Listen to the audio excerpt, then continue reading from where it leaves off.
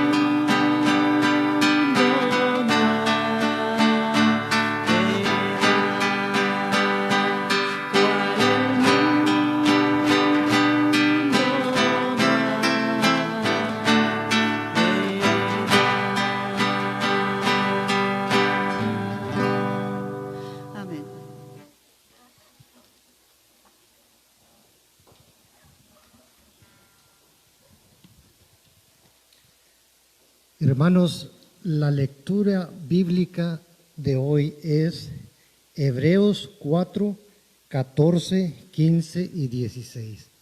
Leamos. Por tanto, teniendo un gran sumo sacerdote que traspasó los cielos, Jesús, Hijo de Dios, retengamos nuestra profesión, porque no tenemos un sumo sacerdote que no pueda compadecerse de nuestras debilidades, sino que fue tentado en todo según nuestra semejanza, por sin pecado. Acerquémonos, pues, confiadamente en el trono de la gracia para él alcanzar misericordia y hallar gracia para el oportuno socorro. Amén.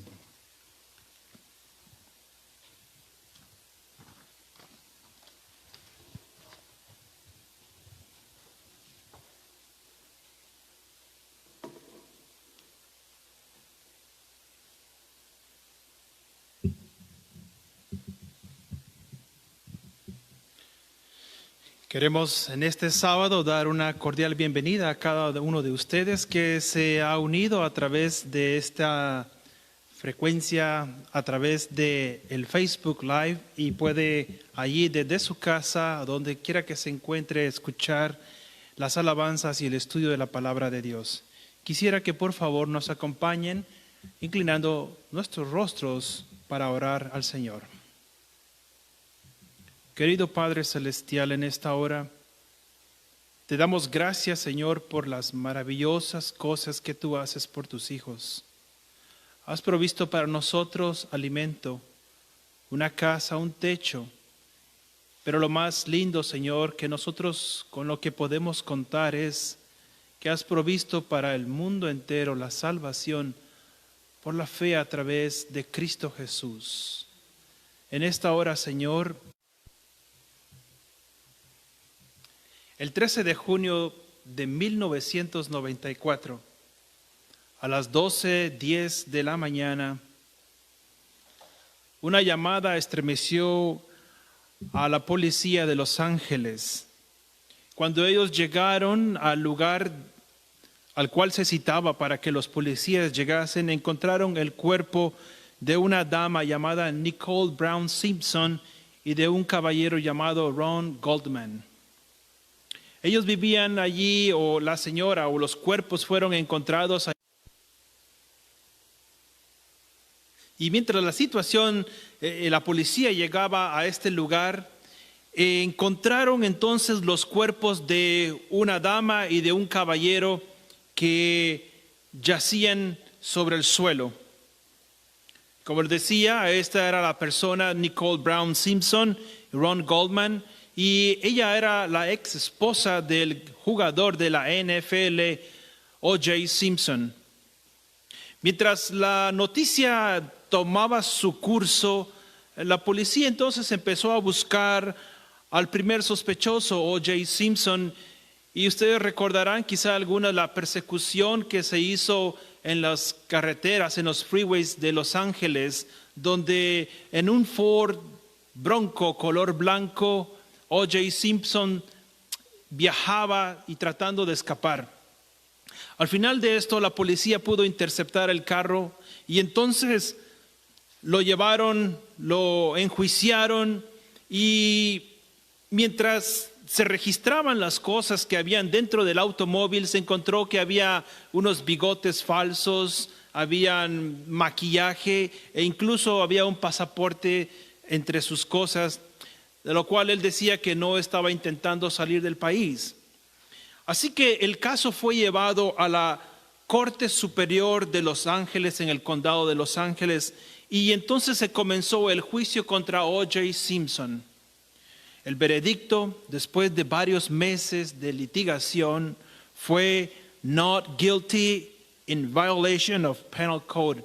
Es decir, O.J. Simpson no fue encontrado culpable del delito de Nicole Brown Simpson, su ex esposa, y de Ron Goldman. El veredicto decía que él no era culpable. Probablemente muchas personas no estuvieron de acuerdo con el veredicto, pero al final y al cabo, después de el enjuiciamiento, se halló según las evidencias que él no era culpable. Tuvo que pasar por una examinación exhaustiva para determinarse su culpabilidad o su inocencia. Un examen de varios meses. Yo te quiero preguntar a ti, ¿alguna vez te has puesto nervioso cuando has entrado a un examen en la facultad, en la universidad, o has estado incluso a prueba en una evaluación? Y mientras la prueba está pasando, quizá cruza por tu mente ideas como: ¿qué cosas podría haber hecho yo para que este examen, este análisis médico o este examen en la universidad pudiese haber salido mejor? Pues yo te quiero decir que algo similar ocurría en el pueblo de Israel cuando se hacía un día de expiación según el libro de Levítico capítulo 16. Así que si tienes tu Biblia ahí a la mano, busca por favor en tu Biblia en el capítulo 16 de Levítico, el versículo 29 y el versículo 30. Leo para ti lo que dice la palabra de Dios. Y esto tendréis por estatuto perpetuo. En el mes séptimo, a los 10 días del mes, afligiréis vuestras almas, y ninguna obra haréis, ni el natural ni el extranjero que mora entre vosotros, porque en este día se hará expiación por vosotros, y seréis limpios de todos vuestros pecados delante de Jehová.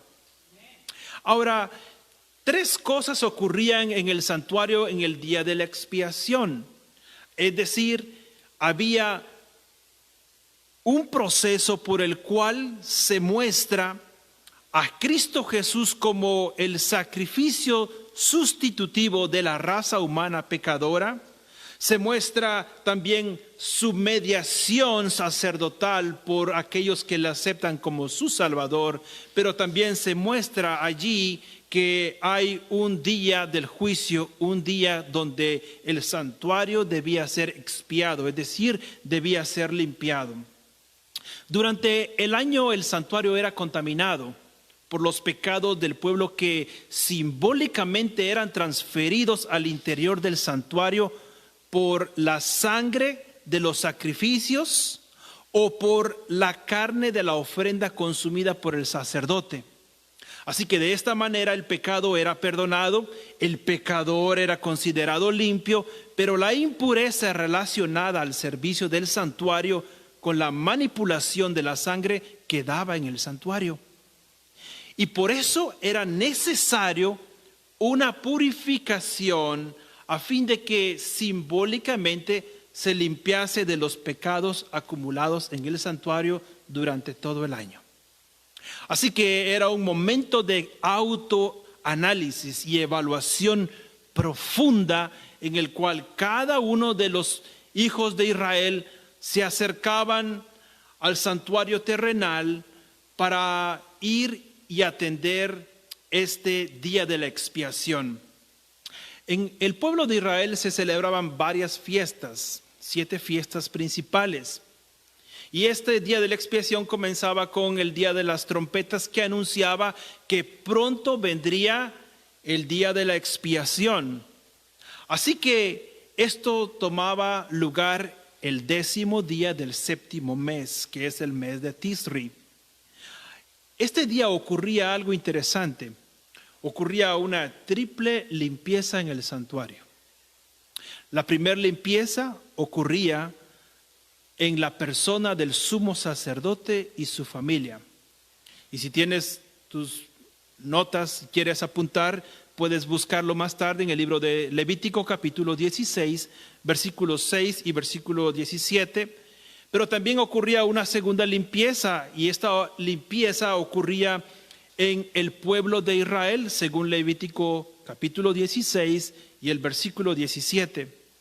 Y una tercera, que era la limpieza del santuario en sí, según Levítico 16, versículo 16, versículo 20 y el versículo 33. Así que ocurría el día de la expiación lo que llamaríamos una triple limpieza: la del sumo sacerdote y su familia, la del pueblo de Israel y también del santuario y su mobiliario. Ahora hablemos un poquitito acerca de la preparación del sumo sacerdote para este día tan importante.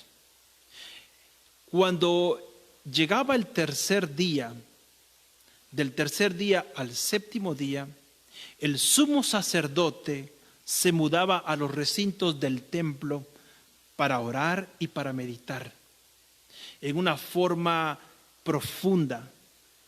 Y este era un tiempo de autoanálisis personal, y si él tenía errores, era tiempo de pedir perdón a Dios y de alejarse de ellos. Un día antes del día de la expiación, el sumo sacerdote no dormía, pasaba en oración, pasaba pidiendo perdón a Dios, y el siguiente día, el día de la expiación, se levantaba temprano, limpiaba su cuerpo a través de un baño completo y entonces vestía ropas blancas sin ostentación para presentarse ahora sí ante Dios, limpio. Ahora mira lo que dice el libro de Levítico capítulo 16, y estoy describiendo y resumiendo todo lo que dice el capítulo 16. Pero en el capítulo 16 de Levítico dice que al sumo sacerdote se le traían 2 machos cabríos y un carnero.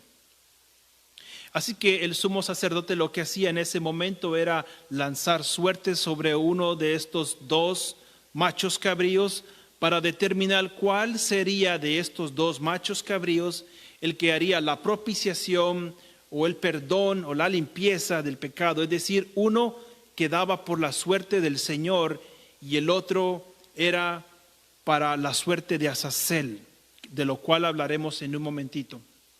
Así que entonces, ya que había tomado el sumo sacerdote los 2 machos cabríos, tomaba el novillo, y entonces, ya que habían dado la suerte para los machos cabríos, tomaba el sacerdote el cuchillo y entonces sacrificaba al novillo. Y entonces, mientras esto ocurría, otro sacerdote traía un tazón donde podía recoger la sangre de ese novillo. Mientras esto ocurría, el sumo sacerdote se dirigía entonces al altar del sacrificio. Tomaba de allí brasas que ponía en el incensario y en su mano tomaba entonces incienso. Y nota lo que hacía el sumo sacerdote. Recuerda que mientras en ese momento alguien recoge la sangre del novillo, ahora el sumo sacerdote, teniendo las brasas del incensario, en el incensario, y el incienso, traspasaba el velo para entrar al lugar santo. Así que podía ver el sumo sacerdote, la mesa de los panes de la proposición, el candelero de oro, el altar del incienso, y el sumo sacerdote proseguía entonces su camino hacia el lugar santísimo. Pasaba el velo y cuando llegaba a aquel lugar, entonces el sumo sacerdote ponía el incensario sobre el propiciatorio, que es la tabla que tapa el arca del pacto, donde tú sabes que se encuentra la vara de Aarón, una vasija con maná y también la perfecta y santa ley de Dios. Esto estaba cubierto por una tapadera llamada el propiciatorio, o en inglés el mercy seat, la silla de la misericordia. Allí habían 2 ángeles, dice la palabra de Dios, y en medio de estos 2 ángeles se manifestaba la presencia de Dios. Así que el sumo sacerdote entraba entonces con el incienso, con el incensario, y los ponía sobre el propiciatorio. Una vez haciendo esto, el sumo sacerdote salía del lugar santísimo, regresaba al lugar santo y se dirigía afuera. Mientras tanto, todos los hombres y mujeres, niños, fueran naturales o extranjeros, estaban afuera en completa reverencia por lo que estaba ocurriendo en ese momento. Así que el sumo sacerdote llegaba, tomaba el tazón del novillo con la sangre del sacrificio de ese novillo, y el sumo sacerdote tomaba esa sangre y volvía a pasar entonces nuevamente por el lugar santo. Se abría paso por las cortinas hacia el lugar santísimo, y entonces la sangre de ese novillo era asperjada 7 veces sobre el propiciatorio. Y después de haber hecho esto el sumo sacerdote, entonces regresaba nuevamente, pasaba por el lugar santo, y al salir entonces ahora estaba allí el macho cabrillo por el cual se había señalado que representaría al Señor, el que haría la propiciación, la limpieza. Ahora recuérdate que hay 2 machos cabríos, uno por la suerte para el Señor y otro para Azazel. En el gran conflicto entre el bien y el mal, solamente hay 2 grupos. No hay un tercer grupo. El ser humano y el mundo tiene que tomar una decisión de qué lado estará, si estará de parte del Señor o estará de parte de Azazel. Ahora el sumo sacerdote venía y entonces ponía sus manos sobre este macho cabrillo y ahora tomaba un cuchillo y entonces lo sacrificaba, tomaba su sangre y entonces entraba nuevamente por el lugar santo hasta el lugar santísimo. Y nuevamente con esta sangre el sumo sacerdote asperjaba 7 veces sobre el propiciatorio y entonces regresaba nuevamente afuera. Y entonces el sumo sacerdote entonces convocaba al pueblo y daba una bendición especial para todos ellos. La Biblia dice que todo lo que ocurría en el santuario terrenal, erigido en el desierto y luego hecho en Israel, en el templo que edificó Salomón, todo esto era una figura de lo que ocurría en el cielo, de lo que ocurriría y del ministerio sacerdotal de Cristo Jesús. Ahora, cuando el sumo sacerdote entraba allí, Levítico capítulo 16 y el versículo 13 dice lo siguiente: y pondrá el sumo sacerdote el perfume sobre el fuego delante de Jehová, y la nube de perfume cubrirá el propiciatorio que está sobre el testimonio, para que no muera. Es decir, que el sumo sacerdote cuando entraba, había una nube especial, la cual también protegía al sumo sacerdote, dice Levítico 16 y el versículo 13, para que él no muriese. Ahora, todo esto que he descrito, que está escrito en el libro de Levítico capítulo 16, es una representación, es una sombra, es una figura de lo que ocurre en el cielo. Mira lo que dice el libro de Hebreos capítulo 8 y el versículo 5.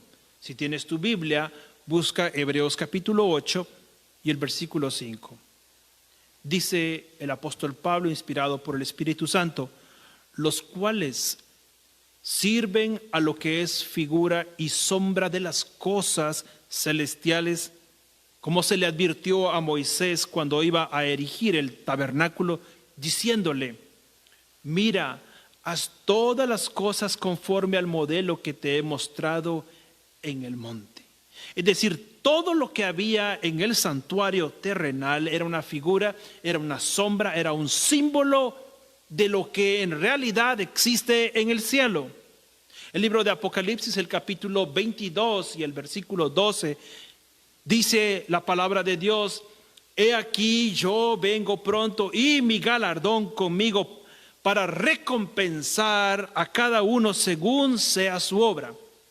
Y aquí hay algo interesante, porque si todo esto era símbolo de lo que ocurre en el cielo, del ministerio sacerdotal de Cristo Jesús, de su sacrificio sustitutivo, también representa que hay un juicio donde cada uno de los seres humanos tendrá que pasar.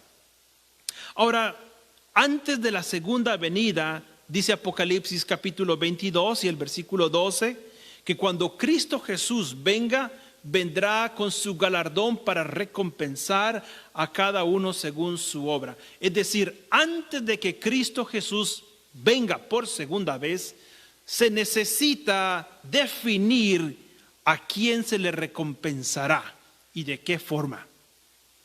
Así que allí se determina quién será salvo y quién podrá habitar en la santa ciudad. Ahora, los pecados en el cielo, hermanos, deben ser eliminados de los registros que hay en el cielo mediante un proceso judicial. Y de eso es lo que queremos hablar en este momento. Porque el libro de Isaías capítulo 65 y el versículo 6 dice: He aquí que escrito está delante de mí, no callaré, sino que recompensaré y daré el pago en su seno. El libro de Apocalipsis, el capítulo 20, versículo 12 dice: Juan, y vi a los muertos grandes y pequeños de pie ante Dios, y los libros fueron abiertos. Así que hay un examen profundo. Y dice: y otro libro fue abierto, el cual es el libro de la vida. Y fueron juzgados los muertos por las cosas que estaban escritas en los libros según sus obras. Así que Apocalipsis nos dice que cuando Cristo Jesús venga, según Apocalipsis 22:12, vendrá a darle a cada uno según haya hecho en vida, es decir, sus obras serán juzgadas. Viene Dios a recompensar. Pero el libro de Apocalipsis, el capítulo 20 y el versículo 12, dice que es necesario que antes de que esto ocurra haya un juicio, es decir, los libros en el cielo puedan ser abiertos. La pregunta entonces que tal vez muchos nos estamos haciendo es, bueno, ¿y entonces cuándo ocurre ese juicio en el cielo? Si en el santuario terrenal había un día de la expiación o un día de juicio llamado el Yom Kippur o el Yom HaKippurim, es decir, si esto era figura de lo que ocurría algo en el cielo, ¿cuándo podemos esperar o cuándo puedes tú esperar que este juicio comenzó? Y voy a mostrarte bíblicamente entonces lo que dice la palabra de Dios en cuanto en qué momento el juicio comenzó. Si tienes tu Biblia, por favor, busca allí en el libro de Daniel, el capítulo 8 y el versículo 14. Y él dijo: hasta 2300 tardes y mañanas, luego el santuario será purificado. Así que tenemos que encontrar un periodo profético tan largo como 2300 tardes y mañanas. Y al final de este periodo profético, entonces el santuario sería purificado. Una obra ocurriría, así como lo prefiguraba el libro de Levítico, capítulo 16, el sumo sacerdote haciendo expiación por el pueblo. En el cielo entonces ocurriría un servicio similar, del cual lo que había en la tierra era sombra o figura. Ahora, dice que es un periodo de tiempo de 2300 tardes y mañanas, y luego el santuario sería purificado. Ahora, aquí dice tardes y mañanas, y hay un principio bíblico de interpretación profética en el cual un día es equivalente a un año. Puedes apuntar estos versículos y leerlos más tarde. El libro de Números, capítulo 14 y versículo 34, nos habla de este principio profético de interpretación. El libro de Ezequiel, el capítulo 4, versículo 6 y el versículo 7. Así que tomando en cuenta estos versículos que hablan que un día en la Biblia y en profecía puede ser interpretado como un año, 2300 tardes y mañanas sería equivalente a decir 2300 años. La pregunta entonces que quizás haces en tu mente ahora es: ¿cuándo comienzan los 2300 tardes y mañanas? O los 2300 años. Porque si queremos saber cuándo el santuario será purificado, cuándo es el día del juicio prefigurado, en Levítico capítulo 16 necesitamos saber entonces cuándo en el tiempo comienza. La Biblia, hermanos, la palabra de Dios inspirada, nos da luz sobre este asunto también. El libro de Daniel, el capítulo 9, versículos 24 y 25, dice lo siguiente. Nota, 70 semanas están determinadas sobre tu pueblo. Esto se le dice a Daniel en el capítulo 9. Y sobre tu santa ciudad, para terminar la prevaricación, poner fin al pecado, expiar la iniquidad, para traer la justicia perdurable, sellar la visión y la profecía y ungir al santo de los santos. Una profecía que habla acerca del ministerio de Cristo Jesús, quien viene, hermanos y amigos, a poner fin al pecado. La Biblia dice que porque el pecado ha entrado al mundo, todos merecemos la muerte. Y cuando dice aquí que Cristo Jesús viene a poner fin al pecado, es decir, Cristo Jesús con su muerte sustitutiva viene a poner fin a la muerte, a expiar nuestra iniquidad y traer la justicia perdurable. Ahora dice el versículo 25, sabe pues y entiende que desde la salida de la orden para restaurar y edificar a Jerusalén hasta el Mesías príncipe habrá 7 semanas y 62 semanas, y se volverá a edificar la plaza y el muro en tiempos angustiosos. Hace unos trimestres atrás estudiamos el libro de Esdras y Nehemías, donde precisamente se nos habla acerca de cómo fue de difícil para ellos edificar el muro, la plaza en tiempos angustiosos. Las profecías, hermanos y amigos, son exactas. No hay nada que Dios vaya a hacer que no lo anuncie a su pueblo a través de sus santos profetas. Ahora, tenemos que encontrar entonces históricamente cuándo comienza o cuándo se da este edicto para restaurar esta ciudad, es decir, Jerusalén. El libro de Esdras, el capítulo 6 y el versículo 14, nos arroja un poquitito más de luz sobre el asunto y dice que se hace un edicto para que pueda entonces reedificarse Jerusalén. Y tú conoces la historia, el libro de Esdras y Nehemías lo dicen.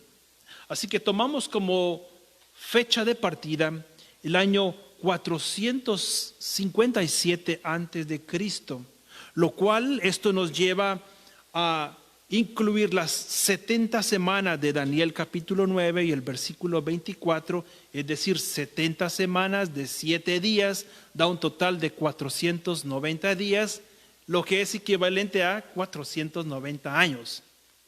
Esto nos lleva al año 34, cuando Esteban fue apedreado. Y tú puedes encontrar esa historia en el libro de Hechos, en el capítulo 7, versículos 54 al capítulo 8 y el versículo 1. Pero aún nos faltan 1810 años. Van 490 años. Hasta el año 34, cuando Esteban es apedreado.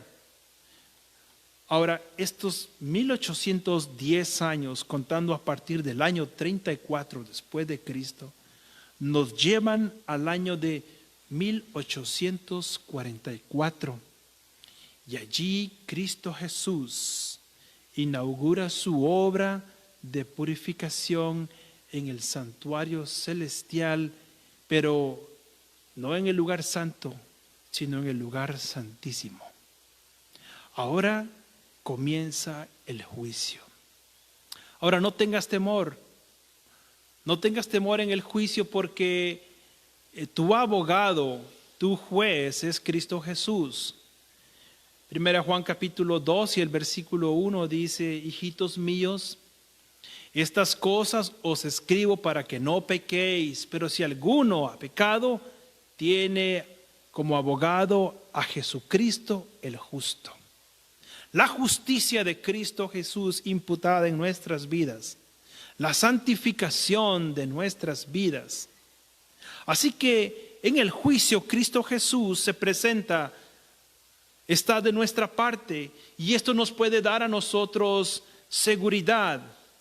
Así que Mateo el capítulo 25 y el versículo 34 dice: entonces el rey dirá a los de su derecha: venid benditos de mi Padre, heredad el reino preparado para vosotros desde la fundación del mundo. Ahora, hablemos un poquitito acerca del juicio. El juicio, a partir de 1844, de la obra de Cristo Jesús en el lugar santísimo, tiene 3 fases que quisiera repasar brevemente, aunque sé que muchos lo conocemos.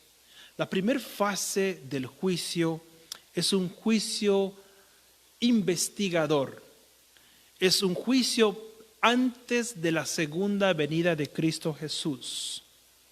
El libro de Apocalipsis, capítulo 22, y el versículo 11, si tienes tu Biblia, se declara una frase solemne que Jesús hace: el que es justo, sea injusto todavía, pero el que es inmundo, sea inmundo todavía, y el que es justo, practique la justicia todavía, y el que es santo, santifíquese todavía. Llegará el momento en cual Cristo Jesús terminará su obra en el lugar santísimo y cambiará su trabajo como sumo sacerdote, cambiará sus vestiduras y cambiará sus vestiduras ahora por las vestiduras reales para venir por un pueblo que le está esperando. Y tú eres parte de ese pueblo. Tú miras lo que está ocurriendo en el mundo. Son señales de lo que muy pronto acontecerá. Cristo Jesús tiene que separar la paja del trigo, el trigo y la cizaña. Tiene que haber una limpieza antes de que Cristo Jesús venga. Pero en el cielo, Cristo Jesús en cierto momento declara justo a aquellos que le han aceptado. Y su trabajo de intercesión en el cielo entonces concluye, y el destino de cada ser humano habrá quedado sellado por la eternidad. Es un momento solemne. Tú y yo no sabemos cuánto tiempo falta, pero ¿por qué esperar hasta que las cosas se compliquen más? Entrégale tu vida a Cristo Jesús hoy que tienes salud, hoy que puedes tomar decisiones. Oh, queridos amigos y hermanos, Cristo Jesús pronto terminará su obra en el santuario celestial de intercesión. ¿Estás listo para eso? Ahora, hay una segunda fase en el juicio. Hemos hablado que la primera fase del juicio es un juicio de investigación, preadvenimiento. Pero hay una segunda fase que es la fase de comprobación. Apocalipsis capítulo 20 y el versículo 4 leo para ti.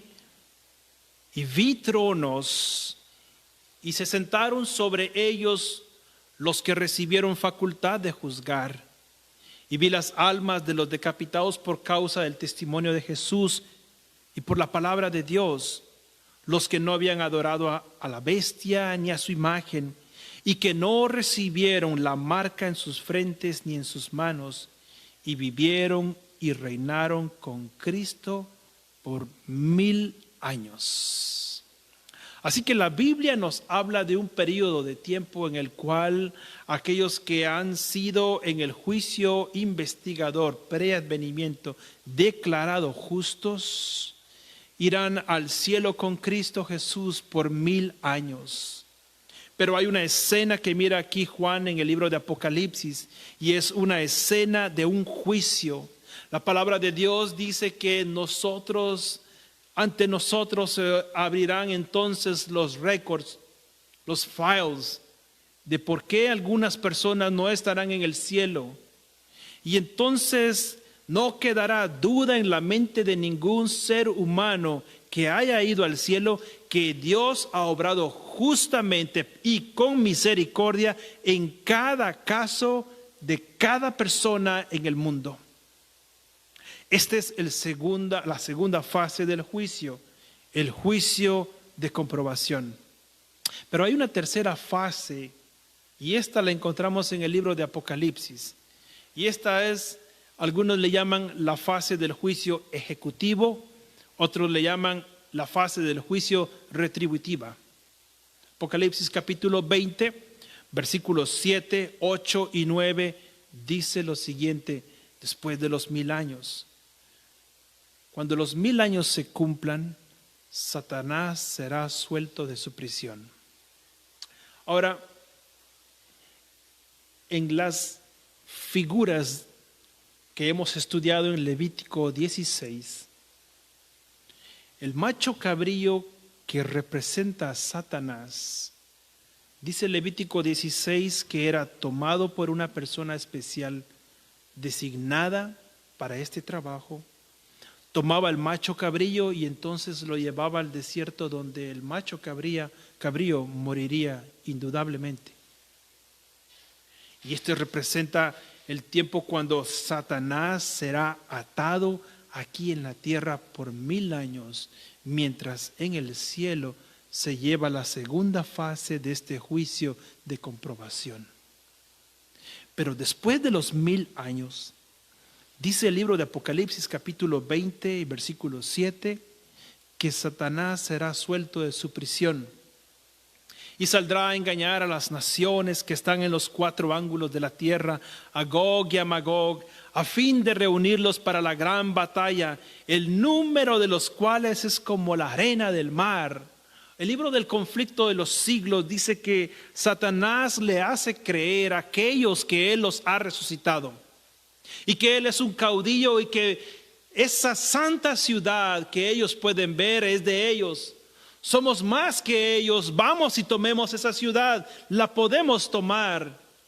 Y cuando se acercan a la santa ciudad, dice que entonces Cristo Jesús emerge en su trono y entonces cada uno de los que estemos ese día doblaremos nuestras rodillas ante Cristo Jesús. Y yo deseo de todo corazón que tú que me escuchas en esta mañana dobles tus rodillas ante Jesús, pero dentro de la ciudad. Y entonces esta tercera fase del juicio ocurre para darle el merecido a Satanás y a aquellos que han rechazado el llamado de Cristo Jesús. He aquí yo estoy a la puerta y llamo, dice Jesús. Toco la puerta. Si alguno oye mi voz y abre la puerta, yo entraré y cenaré con él y él cenará conmigo. Es una relación estrecha y especial con Jesús. Ahora el libro de Apocalipsis dice que en ese día será el cumplimiento del juicio de la tercera fase. Dice el versículo 9, y subieron sobre la anchura de la tierra y rodearon el campamento de los santos y la ciudad amada. Y de Dios descendió fuego del cielo y los consumió. Y allí, hermanos y amigos, comienza un capítulo nuevo en la historia de la creación de Dios. Allí comienza un capítulo nuevo para los redimidos por la cruz de Jesús. Así que tenemos ante nosotros el juicio que se divide en 3 fases. El juicio investigador preadvenimiento, el juicio de comprobación durante los 1000 años en el cielo y después de esto el juicio ejecutivo después de los 1000 años. Y leíamos en el libro de Apocalipsis en el capítulo 20 y el versículo 9 Dice, y subieron sobre la anchura de la tierra y rodearon el campamento de los santos y de la santa ciudad amada, y de Dios descendió fuego del cielo y los consumió. Dios entonces concluye y destruye el pecado para siempre. El pecado nunca más volverá a levantarse. No se levantará por segunda vez. Dios se ha asegurado entonces para la eternidad que los que han de vivir con Él vivan por siempre felices. Ahora tal vez la pregunta que viene a nuestras mentes es: ¿cómo puedo escapar de esa condenación? Nadie quiere ser condenado. Hechos capítulo 17 y el versículo 30 y el versículo 31 nos dice: pero Dios, habiendo pasado por alto los tiempos de esta ignorancia, ahora manda a todos los hombres en todo lugar que se arrepientan. Por cuanto ha establecido un día en el cual juzgará al mundo con justicia, por aquel varón a quien designó, es decir, a Cristo Jesús. La Biblia dice que Jesús es juez tanto de vivos como de muertos. Y el apóstol Pablo en el libro de Hechos capítulo 17 continúa diciendo: dando fe a todos como haberle levantado de los muertos. Oh querido hermano y amigo, estamos concluyendo el tema de esta mañana. Pero quiero dejar en tu mente lo que dice el libro de Apocalipsis capítulo 7, el versículo 14, de un pueblo especial que Dios está preparando. Estos son, dice, los que han salido de la gran tribulación y han lavado sus ropas y las han emblanquecido en la sangre del Cordero. Puede ser que tus ropas estén sucias.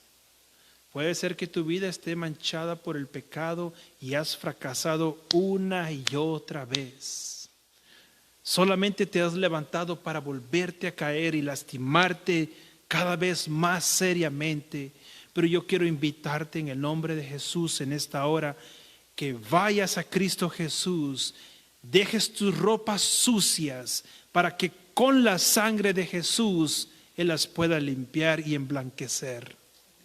Por eso dice el libro de Hebreos, el capítulo 4, la invitación: por tanto, teniendo un gran sumo sacerdote que traspasó los cielos, es decir, Jesús, el Hijo de Dios, retengamos nuestra profesión, porque no tenemos un sumo sacerdote que no pueda compadecerse de nuestras debilidades, sino uno que fue tentado en todo según nuestra semejanza, pero sin pecado. La invitación es: acerquémonos pues confiadamente al trono de la gracia para alcanzar misericordia y hallar gracia para el oportuno socorro. Yo quiero, mientras concluimos, invitarte a escuchar este canto especial. Si tú quieres decirle al Señor Jesús, mientras estás en el santuario celestial, en el lugar santísimo, intercediendo por mí, oh, por favor, Señor Jesús, que tu sangre pueda limpiar mi corazón, pueda limpiar mi mente, pueda limpiar mi ser entero. En esta hora tú puedes entregarle tu vida a Jesús.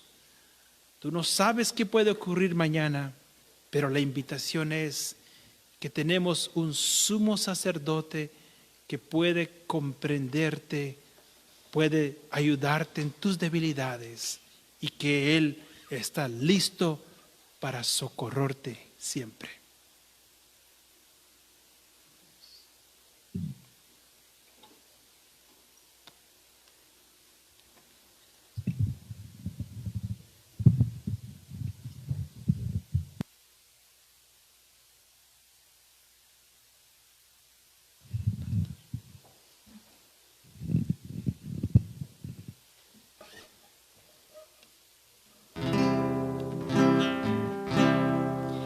Anhelo ser limpio y completo, Jesús, que mores en mi alma en su fulgida luz.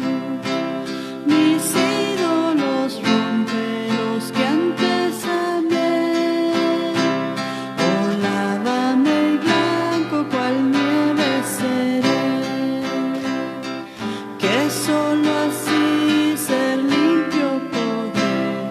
Oh, lávame tú y cual nieve seré. Oh, mírame desde tu trono de amor. Haz mi sacrificio completo, Señor. Te quiero rendir cuanto soy, cuanto sé. Pues lávame y blanco cual nieve seré. Que solo así ser limpio podré. Oh, lávame tú y cual nieve seré. Jesús, te suplico postrado a tus pies, con tu propia perfecta y justicia me des. Tu sangre expiatoria la veo por ver. Oh, lávame y blanco cual nieve seré. Que solo así ser limpio podré. Oh, lávame tú y cual nieve seré. Ven como paciente, te espero aquí. Un corazón pon dentro de mí. Jamás rechazaste a quien tu amparo fue.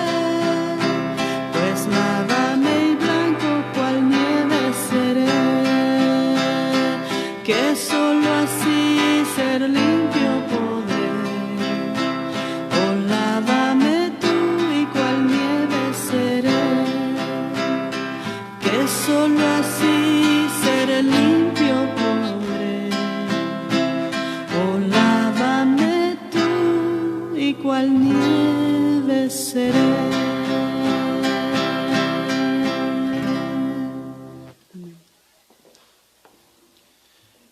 Que solo así ser limpio podré. Oh, lávame tú y cual nieve seré. Oremos. Te damos gracias, Padre Celestial, en este sábado porque hemos estudiado de las promesas que tú tienes para nosotros. Promesas que pueden alentar nuestro corazón en medio de la tribulación. Que Cristo Jesús, nuestro sumo sacerdote, puede comprendernos, puede entendernos, pero también puede ayudarnos a ser victoriosos en su nombre. Que cada uno de nosotros, Señor, podamos entregar nuestras ropas y sean blanqueadas en la sangre de Cristo Jesús. Lo pedimos y lo rogamos en el nombre que está sobre todo nombre, Jesús. Amén. Amén.